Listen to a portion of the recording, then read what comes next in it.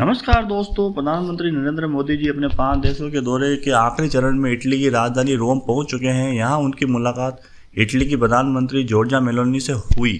इस मुलाकात पर पूरी दुनिया की नज़र है क्योंकि भारत और इटली के अब रिश्ते नई ऊंचाई देने की तैयारी कर रहे हैं। रोम पहुंचते ही पीएम मोदी का गर्मजोशी से स्वागत किया गया। खुद जॉर्जिया मेलोनी ने सोशल मीडिया पर पोस्ट करते हुए लिखा, welcome to Rome my friend.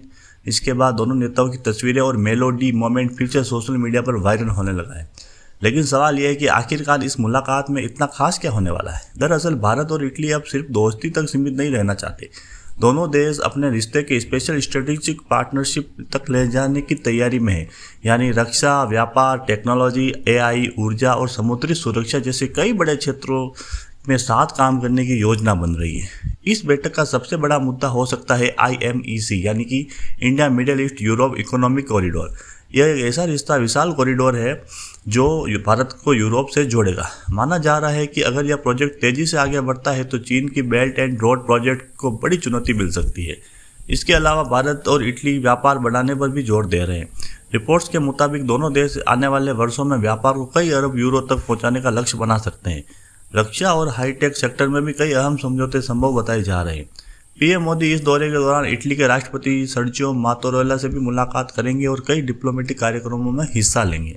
अब देखने वाली बात यह होगी क्या भारत और इटली की ये बढ़ती दोस्ती यूरोप की राजनीति और वैश्विक व्यापार में कोई बड़ा बदलाव ला पाएगी।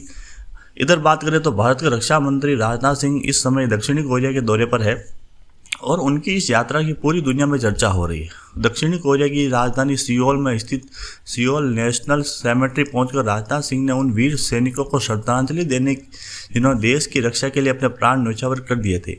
यह वही स्मारक है जहां कोरियन वॉर के शहीद सैनिकों को सम्मान दिया जाता है। राजनाथ सिंह ने वहां पुष्प अर्पित किए और कुछ क्षण मौन रहकर शहीदों को नमन किया।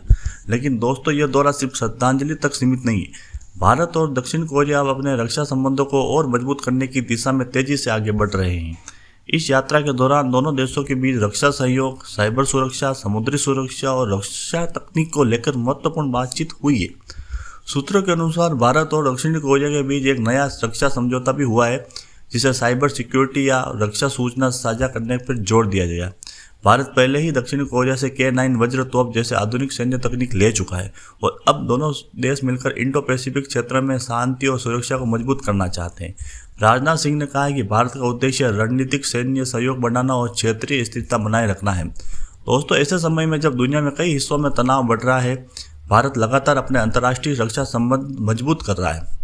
दक्षिणी कोरिया के साथ बढ़ती यह साझेदारी एशिया की शक्ति संतुलन में भी अहम भूमिका निभा सकती है।